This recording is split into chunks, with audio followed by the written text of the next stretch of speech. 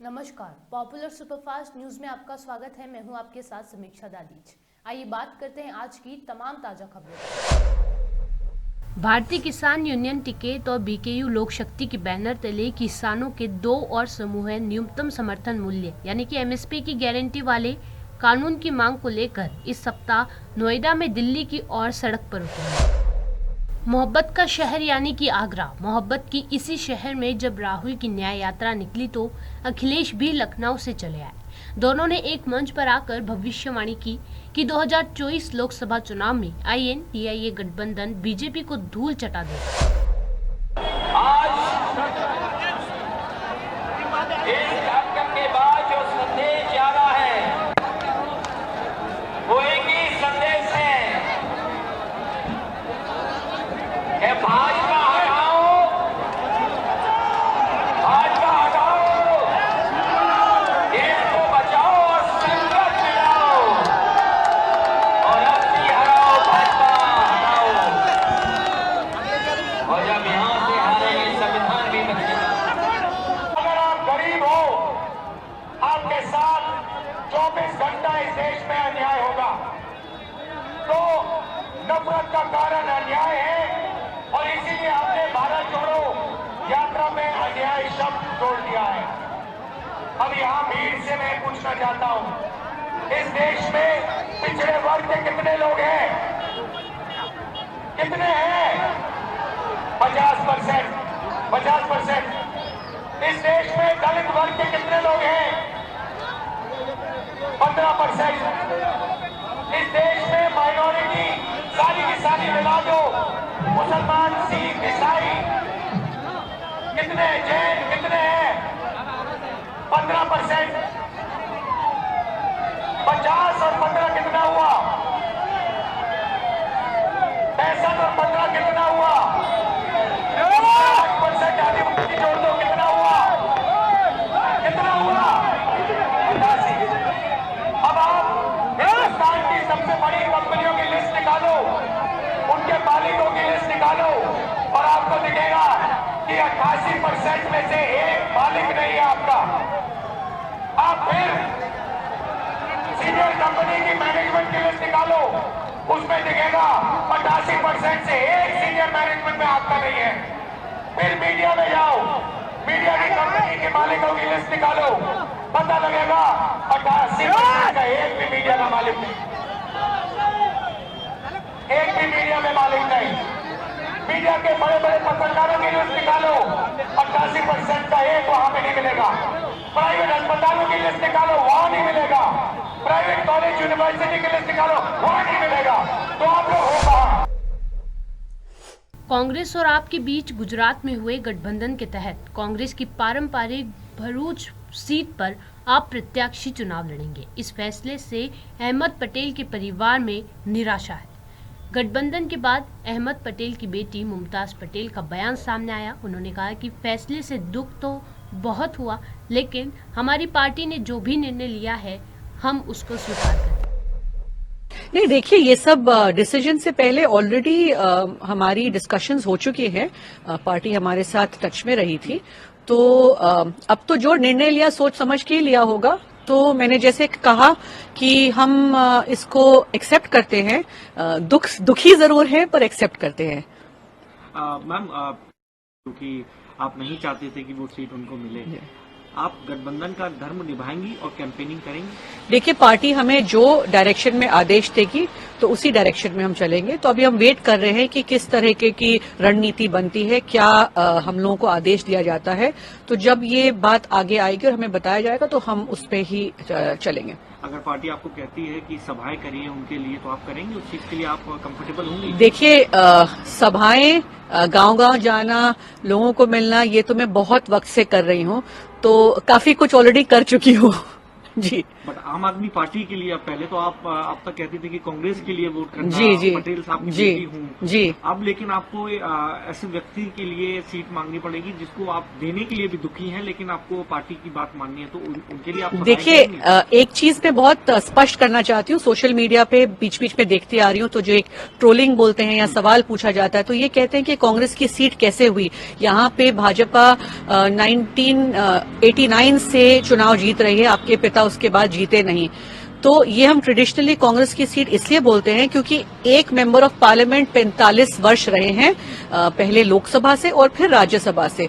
तो राज्यसभा से भी वो सांसद ही रहे हैं और राज्यसभा से भी उन्होंने भरूच का नेतृत्व और भरूच की आवाज संसद में उठाई है। तो आपने जैसे अभी शुरू में कहा कि अस्पतालें हैं, स्कूल हैं, इतनी सारी जो विकास का काम किया गया है, वो अहमद पटेल अकेले कांग्रेस के नेतृत्व में, कांग्रेस पार्टी को रिप्रेजेंट करते हुए उन्होंने 45 वर्ष भरूच के लिए किया है। तो उस हिसाब से हम बोलते हैं। तो सिर्फ लोकसभा के हिसाब से नहीं कह रहे। हम जब कहते हैं कि कांग्रेस की सीट है, तो इसलिए कहते हैं कि एक व्यक्ति उस एरिया को, पर्टिकुलर एरिया को, उसकी आवाज बन के सांसद में 45 वर्ष रहे हैं।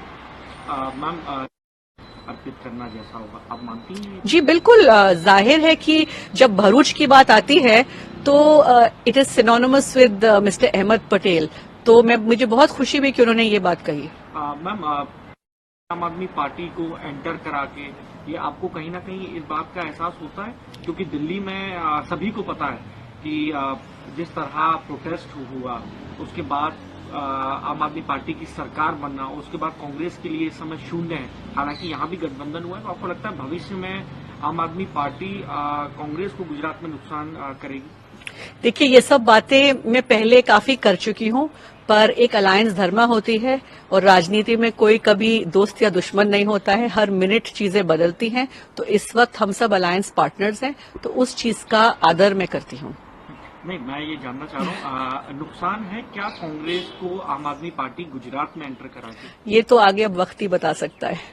मैम, क्योंकि जब से सीट अनाउंस हुई तो कहीं ना कहीं इस बात को भी कहा जा रहा है कि राहुल जी ने बहुत कोशिश की कि ये सीट आम आदमी पार्टी को ना जाए। जयराम रमेश जी ने भी कहा कि जब बड़ा रोल प्ले करना होता है तो कठिन फैसले लिए जाने होते हैं। आप कैसे देख रहे हैं? क्या आपको लगता है कि आपके साथ किसी तरीके की साजिश की गई है, या आपको लगता है कि नहीं, मेरे साथ गलत नहीं हुआ, पार्टी मुझे भविष्य में कोई बड़ा अपॉर्चुनिटी देगी? आपको लगता है कि आपके साथ गलत हुआ वहां पर? नहीं, देखिए, जी बिल्कुल, बेशक राहुल जी नहीं चाहते थे। हमारे कांग्रेस पार्टी के काफी नेता हैं, काफी एआईसीसी में जितने भी हमारे लीडर्स हैं, तो सबका एक ये भावुक और भाव और इमोशन जुड़े हुए थे इस सीट से। हम तो परिवार है ही, बट मैं हमेशा कहती हूँ कि मेरे पिता का परिवार पूरा कांग्रेस परिवार था। तो दुख मैं जैसे बोलती हुआ, लेकिन sometimes you sacrifice in the larger interest of the nation. And इस वक्त जिस दौर से हमारा देश गुजर रहा है, उसके लिए अगर हम सब साथ मिलकर आते हैं तो ये सब बिल्कुल, फिर से बोल रही हूँ, बहुत दुख हुआ। मैं हमेशा चाहती थी कि ये श्रद्धांजलि मेरे पिता को कांग्रेस पार्टी की तरफ से मैं कभी ना कभी दे पाऊं, 2024 में नहीं तो कभी भी। तो इसको मैं फिर से सींचना चाहती थी जिस तरीके से उन्होंने सींचा। पर अगर कोई निर्णय लिया गया होगा तो सोच समझ के लिया गया होगा। तो आगे देखते हैं कैसा होता है। इस बात का डर है कि भरूच सीट अब कांग्रेस के पास कभी नहीं आएगी, आपके पास नहीं आएगी? नहीं, ऐसा नहीं है। क्यों? भरूच की बेटी हूं, और ऐसा थोड़ी था कि सिर्फ एक चुनाव की बात थी या कोई एक टिकट की बात थी। कभी इस वजह से भरूच में काम करना शुरू नहीं किया। भरूच में काम करना पिछले 3 वर्ष में इसलिए शुरू किया क्योंकि इससे पहले वो थे, तो वो अपनी जिम्मेदारी निभा रहे थे। उनके जाने के बाद एक फर्ज और जिम्मेदारी समझ के हम उतरे हैं, और वहां हमारा घर है, हमारा परिवार है, वहां के लोग हमारे अपने हैं, तो वहां तो हमेशा ही रहना है। मैम, बीजेपी अब ये भी अटैक कर रही है भरूच सीट आम आदमी पार्टी को। मैं डायरेक्ट इसलिए आपसे पूछ रहा हूँ क्योंकि आप ज्यादा बेहतर जानती हैं। मैम, क्या आपको लगता है कि बीजेपी जिस तरीके की बात कर रही है वो जायज है? देखिए, उनका तो काम है किसी न किसी तरीके से गांधी परिवार को और कांग्रेस पार्टी को अटैक करें, तो जो बहाना मिले वो, तो उस पे मैं ज्यादा ध्यान नहीं देती। मैं एक आखिरी क्वेश्चन लूंगा मैम, और मैं फिर वही चीज पूछूंगा आपसे, क्या से नजर आएंगे या उनके लिए आप वोट मांगेंगी? मैं एक बार फिर जो पार्टी आदेश देगी वो कांग्रेस पार्टी के लिए जो भी काम करना पड़े करेंगे। लेकिन आप हाँ नहीं कर रही हैं उस चीज को लेकर। अब उसका मतलब जो आप निकाले वो, बट कांग्रेस पार्टी जो कहेगी कांग्रेस पार्टी के लिए हमेशा काम। गुजरात में आम आदमी पार्टी और कांग्रेस ने लोकसभा चुनाव के लिए गठबंधन किया है। इस समझौते में कांग्रेस ने भरूच लोकसभा सीट आपके खाते में दे दी है। आपने यहां से वसाया को प्रत्याशी बनाया है। भरूच सीट पर कांग्रेस की दिवंगत नेता अहमद पटेल के बेटे फैजल पटेल और बेटी मुमताज पटेल लड़ने की तैयारी में थे, लेकिन अब सीट आपके खाते में जाने के बाद से निराशा हाथ लगी है। इसी के साथ ही कांग्रेस ने फूट पड़ने लगी। इलाहाबाद हाई कोर्ट की तरफ से ज्ञानवापी मामले में मुस्लिम पक्ष को बड़ा झटका लगा है। हाई कोर्ट ने इस मामले में सुनवाई करते हुए मुस्लिम पक्ष की याचिका खारिज कर दी है। वाराणसी जिला अदालत हिंदू पक्ष को पूजा किए जाने के लेकर फैसला सुनाया था, जिसके खिलाफ मुस्लिम पक्ष हाई कोर्ट पहुंचा था। इस मामले में आज हाई कोर्ट ने व्यास तहखाने में हिंदू पक्ष की पूजा करने के अधिकार को बरकरार रखा। आज माननीय इलाहाबाद हाई कोर्ट ने जो अंजुमन इंतजामिया की दोनों याचिकाएं थी, फर्स्ट अपील फ्रॉम ऑर्डर, जिसमें उन्होंने 17 जनवरी के ऑर्डर को चैलेंज किया था और 31 जनवरी के ऑर्डर को चैलेंज किया था, आज वो दोनों याचिकाएं माननीय इलाहाबाद हाई कोर्ट ने डिसमिस कर दी हैं। तो इसका अर्थ ये है, इसका निष्कर्ष ये है कि जो पूजा वहाँ पे चल रही है वो नियमित रूप से चलती रहेगी। यानी कि अब ये कहा जाए कि हाईकोर्ट ने रोक नहीं लगाया, वो सुप्रीम कोर्ट आ सकते हैं, तो क्या आप कैविएट दाखिल करने वाले हैं? जी बिल्कुल, हम लोग सुप्रीम कोर्ट में कैविएट दाखिल करेंगे और सुप्रीम कोर्ट में अगर वो आएंगे तो अपनी बात सुप्रीम कोर्ट में। जो आधार रहा फिलहाल मुस्लिम पक्षकारों का, और जो व्यास की पूजा के लिए लगातार ये रोक की मांग कर रहे हैं, तो क्यों आखिर मुस्लिम पक्षकार अब इस पूरे मामले में रोक की मांग कर रहे हैं? देखिए, इसमें जो आधार बना है, मुझे लगता है माननीय न्यायालय के फैसले का, उसमें कोर्ट के सामने हमने स्पष्ट रूप से बात रखी थी कि सेक्शन 151 सीपीसी में कोर्ट को ये पावर है, जहां पे कोर्ट अगर कोई चीज मिस हो गई ऑर्डर में तो उसको क्लैरिफाई कर सकती है फर्दर ऑर्डर से। और साथ ही साथ जो उस केस की हिस्ट्री है वो एक बहुत ही चेकर्ड हिस्ट्री है कि व्यास परिवार बराबर नवंबर दिसंबर 1993 तक वहां पे पूजा पाठ करता चला आ रहा था। उसके काफी एविडेंसेस और प्रूफ हमने कोर्ट के सामने दाखिल किए थे। इसलिए मुझे लगता है, इसलिए आज माननीय न्यायालय ने दोनों पक्षों को सुनने के बाद एक वेल रीजन जजमेंट दिया है, जिससे अंजुमन इंतजामिया की जो दोनों फर्स्ट अपील फ्रॉम ऑर्डर्स थी उसको डिसमिस किया। पूजा पर कोई रोक नहीं है, पूजा चलेगी? नहीं, एक डिटेल जजमेंट से आज दोनों फर्स्ट अपील्स डिसमिस की गई हैं, तो जो डिस्ट्रिक्ट जज का ऑर्डर था वो प्रभावी है और वो ऑर्डर इंप्लीमेंट हो चुका है। क्या ऑब्जर्वेशन दिया जजमेंट में? देखिए, अभी तो डिटेल जजमेंट फॉलो करेगा तो उसको हम पढ़ेंगे, उसके बाद आपको बताएंगे। पर पर जो ऑपरेटिव पोर्शन है कोर्ट के ऑर्डर का वो मैं बता रहा हूँ कि FAFO जो है उनकी डिसमिस कर दी और पूजा पे कोई रोक नहीं, पूजा नियमित रूप से चलती रहेगी। Today the Honorable Allahabad High Court has dismissed ने फर्स्ट अपील फ्रॉम ऑर्डर और 227 की एप्लीकेशन जो कि मुस्लिम साइड ने डिस्ट्रिक्ट जज के आदेश के खिलाफ दाखिल की थी, उसमें इन्होंने आज फैसला सुरक्षित रखा था। आज उन्होंने फैसला प्रोनाउंस किया है, जिस फैसले के आधार पर उन्होंने ऑपरेटिव पोर्शन पढ़ा है, पूरा ऑर्डर नहीं पढ़ा है। उसमें यह कहा है कि मुस्लिम पक्ष द्वारा दी गई दलीलों को बलहीन माना गया है और उसको खारिज कर दिया है। इसका मतलब यह है कि पूजा जैसे वहां चल रही है जारी रहेगी। डिस्ट्रिक्ट मजिस्ट्रेट को जो अपॉइंटमेंट ऑफ रिसीवर किया गया उस प्रॉपर्टी का तहखाने का वो चलता रहेगा। जिस तरह से डीएम के ऊपर क्वेश्चन उठाए गए थे, जी वो सारी चीजें थी। अब उन्होंने तो ग्राउंड लिए, वक्फ एक्ट, डीएम के ऊपर, स्टेट के ऊपर कई जगह उन्होंने सवाल उठाए, जिसको कि जज साहब ने कैसे रिबट किया होगा वो जब फैसला आएगा वो हम तब भी बता पाएंगे। जी हमारे हिसाब से और हमारे सनातन धर्म के लिए ये तो जीत बड़ी है कि एक पूजा जो बहुत दिनों से बाधित थी वो जारी रहेगी अनवरत, और ये अब माननीय न्यायालय की इसमें मोहर भी लग गई, तो ये हमारे हिसाब से तो हमारे लिए, जैसा मैंने पहले बताया, वो रिव्यू कर सकते हैं सेम जज के खिलाफ, सेम जज के पास हाई कोर्ट में, या फिर स्पेशल अपील फ्रॉम ऑर्डर करेंगे सुप्रीम कोर्ट। तो पूजा चलती रहेगी, पूजा जारी रहेगी।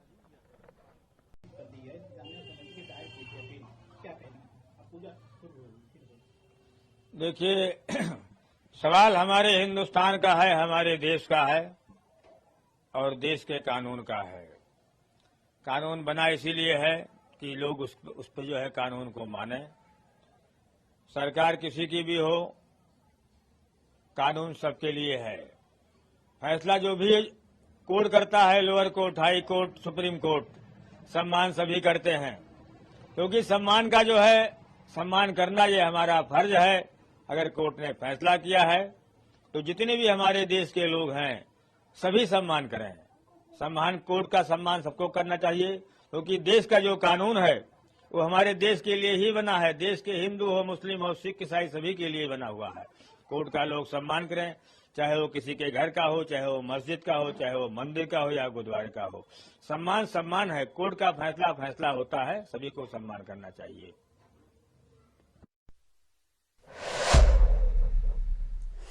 इंडियन नेशनल लोकदल की हरियाणा इकाई के अध्यक्ष नफे सिंह राठी की अज्ञात हमलावरों ने गोली मारकर हत्या कर दी। झज्जर जिले के बहादुरगढ़ कस्बे में हमलावरों ने राठी की कार को निशाना बनाया। हमले के बाद गंभीर रूप से घायल राठी को इलाज के लिए अस्पताल ले जाया गया, जहां उन्हें मृत घोषित कर दिया। सीसीटीवी है, उसमें बताया जा रहा है कि वही गाड़ी है। सीसीटीवी जिसका आपने जिक्र किया है, उस हर प्रकार के जो सीसीटीवी कैमरे हैं उनसे जो एविडेंसेस है कलेक्ट की जा रही हैं और जो संदिग्ध गाड़ी आई है उसकी जांच की जा रही है। बताया जा रहा है सर वही गाड़ी है जिसमें हमलावर आए थे। आज जांच की जा रही है, जांच का विषय है और जांच उपरांत जो भी आएगा बताया जाएगा। ठीक है। हमने जो एफआईआर है, जो शिकायत प्राप्त हुई है, शिकायत के आधार पर हमने एफआईआर दर्ज कर दी है। एफआईआर दर्ज करने उपरांत हमने 5 टीमें गठित कर दी गई हैं, जिसमें 2 डीएसपीओ की अध्यक्षता में 5 टीमें काम कर रही हैं और इसमें अविलंब और तत्परता से कार्य करते हुए इन्वेस्टिगेशन किया जाएगा और जल्द से जल्द जो आरोपी हैं गिरफ्तार किया जाएगा। जो भी हमारे फिजिकल एविडेंस मिलेंगी या साइंटिफिक एविडेंस मिलेंगी उस सभी को कलेक्ट किया जाएगा। अभी तक किसी गिरफ्तारी हुई? अभी आप बाद में डिस्क्लोज किया जाएगा, अभी इन्वेस्टिगेशन जारी है। यूक्रेन करीब पिछले 2 साल से दुनिया की दूसरी सबसे बड़ी महाशक्ति यानी रशिया के साथ युद्ध कर रहा है। इस युद्ध में यूक्रेन की अर्थव्यवस्था, मिलिट्री सब नष्ट हो गया है। लेकिन अब पश्चिमी देश युद्ध की अनिश्चितता को देखते हुए यूक्रेन से अपने हाथ खींच रहे हैं, जिसके कारण यूक्रेन की सेना हथियारों के बड़े संकट से जूझ रही है। एक गोली भी सोच समझ कर चलानी पड़ रही है। रूस भी मौका देखकर यूक्रेन के शहरों पर कब्जा करता जा रहा है। संदेश खाली की घटना को लेकर बीजेपी सांसद दिलीप घोष ने एक बड़ा दावा किया है। उन्होंने बताया कि संदेश खाली जैसी घटना बंगाल के गांव-गांव में हो रही है। इस दौरान उन्होंने ममता बनर्जी पर शाहजहां शेख को बचाने का भी आरोप लगाया। सुनिए और क्या कुछ कहा उन्होंने। टीएमसी ब्रिगेड से लोग इसे अभिषेक बंदोबस्त नहीं, उसके पहले जो ट्रेलर संदेश खाली में चल रहा है, ये तो पूरा संदेश खाली तो अभी पहली झांकी है, पूरी फिल्म बाकी है। बंगाल में गांव-गांव से इस प्रकार घटना होने वाला है, अभी जो शुरू हुआ है।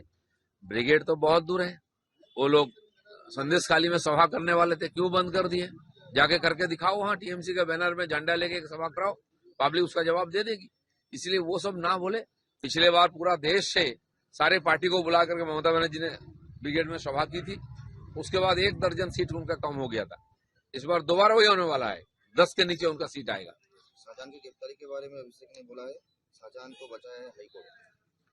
शाहजहां को हाईकोर्ट नहीं बचाया, उसके अगेंस्ट में हाईकोर्ट ने आदेश दिया है। शाहजहां को बचा रही है ममता बनर्जी और टीएमसी, अपना पल्लू के नीचे छुपा के रखी है ममता बनर्जी शाहजहां को, और ऐसा शाहजहां गांव-गांव में है और पब्लिक उसको ढूंढ के निकालेगी। संदेश खाली जाने के रास्ते में फैक्ट फाइंडिंग टीम को अरेस्ट किया है पुलिस, लालबाजार ये जो कमीशन है और अलग अलग टीम है, MP team, fact finding committee, इसको रोक करके ममता बनर्जी सोच रही है कि घटना को दबा देंगी, लेकिन संभव नहीं है। वहाँ के लोग, वहाँ के महिलाएं जिस प्रकार से आवाज उठा रही हैं, टीएमसी की नेताओं को घर से निकाल रही हैं पकड़ पकड़ कर, पुलिस को रोक रही है, पुलिस की हिम्मत नहीं है उनको रोकने के लिए। ये जो घटना से पता चलता है कितना अत्याचार वहाँ हुआ है और पूरा देश इसको देख रहा है। फैक्ट फाइंडिंग टीम की मेंबर ने बोला है भुक्तभोगी टेंशन में है, राष्ट्रपति शासन के बारे में बात करेंगे। बिल्कुल, परिस्थिति ऐसे हो रहा है, लॉ एंड ऑर्डर का इतना खराब स्थिति है बंगाल में, पुलिस की कोई कंट्रोल नहीं है, लॉ एंड ऑर्डर कहीं नहीं है, जगह जगह इस प्रकार घटना हो रही है, और अगर उसको कंट्रोल नहीं किया जाए तो यहाँ चुनाव भी संभव नहीं है। उत्तर 24 परगना के अशोकनगर में shoot out, point bank range. देखिए, बंगाल में गांव-गांव में शूट आउट हो रही है, अरे ये सारा टीएमसी के अंदर ही हो रही है। टीएमसी के नेता ये सारे एंटी सोशल है, टीएमसी ने उनको नेता बनाया, टिकट दिया, पद दे दिया है, लूट मार जो कर रहे हैं उसको लेकर गोली चल रही है, एक दूसरे को मार रहे हैं, और इसमें समाज में एक प्रकार का भय की परिवेश है। हर बार जो मिनिस्टर जा रहा है टीएमसी का, देखिए, बंगाल पुलिस और टीएमसी के मंत्री जा रहे हैं वहाँ के टीएमसी के नेता शाहजहां को बचाने के लिए, लेकिन वहाँ की जनता अत्याचार सहन करते करते सीमा पार कर चुकी है। इसलिए अजीत माइती जैसा नेता को घर से उठा करके लाकर जूता से पीट रहे हैं, रास्ता में पकड़ रहे हैं, पुलिस का गाड़ी रोक रहे हैं। इसे समझना चाहिए ममता बनर्जी को कि बंगाल की गांव की स्थिति क्या है, कितना अत्याचार उनके लोग कर रहे हैं, और इसका जवाब उनको वोट से भी मिलेगा। पूर्व कांग्रेस नेता आचार्य प्रमोद कृष्णम ने हाल ही में कहा कि तीसरी बार जब नरेंद्र मोदी पीएम बने तो पाकिस्तान पाकिस्तान रहे और पीओके न रहे। तीसरी बार जब नरेंद्र मोदी प्रधानमंत्री बनेंगे तो ये भी हो सकता है कि पाकिस्तान पाकिस्तान ना रहे, पीओके ना रहे, अखंड भारत का सपना पूरा हो जाए। केंद्रीय मंत्री जितेंद्र सिंह ने कहा है कि मन की बात में जो शाहपुर कुंडी परियोजना की शुरुआत भी की है, जो पाकिस्तान की ओर बहने वाली को रोकने के लिए उपलब्धियों पर भी प्रकाश डाला। मुझे लगता है कि तीसरी बार जब नरेंद्र मोदी प्रधानमंत्री बनेंगे तो ये भी हो सकता है कि पाकिस्तान पाकिस्तान ना रहे, पीओके ना रहे, जो अखंड भारत का सपना हमारे करोड़ों भारतीयों का है, हमारे शहीदों ने देखा है, चाहे वो कारगिल में शहीद हो उनका सपना है, चाहे वो इस देश की सीमाओं पर शहादत देने वाले तमाम हमारे नौजवान, तमाम जवान, तो सपना अखंड भारत का सपना पूरा हो जाए। देश भर में मौसम करवट ले रहा है। दिन में तापमान में वृद्धि होने से ठंड में कमी देखने को मिली है। हालांकि रात के समय अभी भी ठंडक बनी हुई है। मौसम विभाग IMD का कहना है कि 26 और 27 फरवरी को बिहार, झारखंड, पश्चिम बंगाल, हिमाचल प्रदेश और जम्मू कश्मीर में गरज चमक के साथ बारिश हो सकती है।